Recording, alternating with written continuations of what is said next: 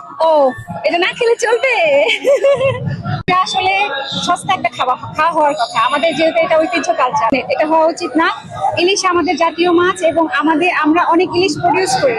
তো আমাদের মনে হয় সরকারকে এইদিকে দৃষ্টি দেওয়া উচিত এবং মাছের দামটা কমানো উচিত। বৈশাখ আমাদের মাস, আমাদের বাংলা মাসের প্রথম মাস আমাদের, তো এটা আমাদের এই কালচার, এটা আমাদের ঐতিহ্য। আর আপনি যেটা বলেন হিন্দুত্ববাদে, ওনারা আমাদেরকে কিছু চাপিয়ে দিল আর আমরা মেনে নিলাম, ব্যাপারটা আসলে সেটা না। বাঙালি অনেক সংগ্রামী জাতি, তো কেউ আমাদেরকে চাপিয়ে দিল আর আমরা মেনে নিলাম, মনে হয় না আমরা এরকম জাতি। ও, এটা না খেলে চলবে? এবং মাছ, আমরা ভাতে মাছে বাঙালি, এবং পান্তা ভাতটা মনে হয় সবচেয়ে রিজনেবল।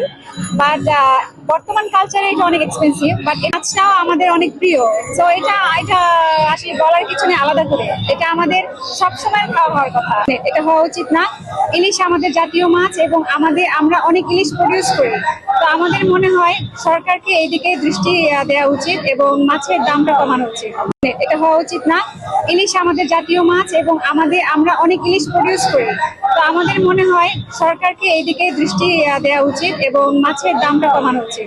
নতুন একটি সরকার এসেছে, নতুন সরকারের সময় এই পহেলা বৈশাখ উদযাপন করছে।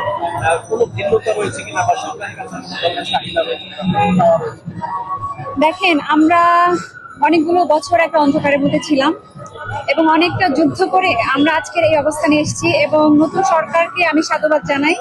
এবং আমি বলতে চাই, ওনার কাছে আমাদের অনেক আশা, এবং আমাদের যে আস্থার জায়গাটা যেটা ভেঙে গিয়েছে, আমার ধারণা আমাদের বাঙালি জাতি সবাই ওনার কাছে অনেক প্রত্যাশা নিয়ে বসে আছে যে উনি আমাদের দেশের জন্য ভালো কিছু করবেন।